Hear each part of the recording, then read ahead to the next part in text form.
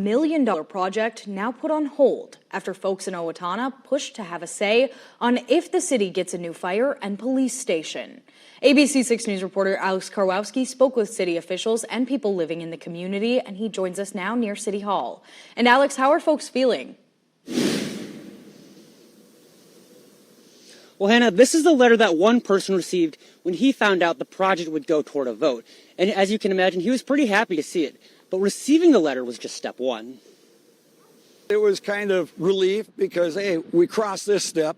We made it this far.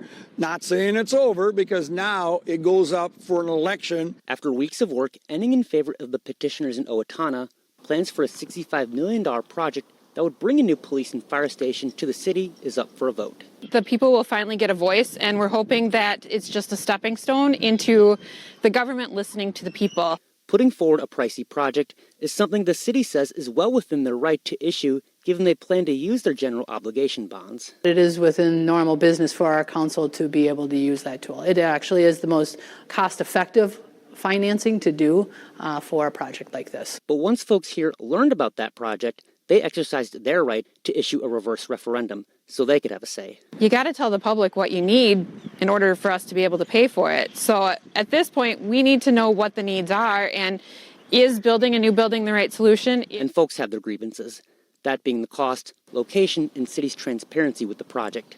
They got to be more open and let the public know what's going on. You know, you don't just throw them at them and expect them to spend that much money. The new police station would sit here, near City Hall. It's the site of what once was an orphanage, one that petitioners say is too historical to build on, but whether or not a new facility will be on this land is now up in the air. And if new fire and police stations come to Owatonna down the line, there is a chance for an even greater price tag. Because of inflation, the price tag for those buildings just goes up with each passing year.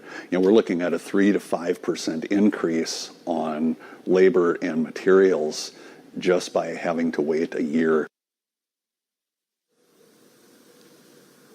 As for what's next, the City Council will decide whether this vote will occur during the August primary or the November general election.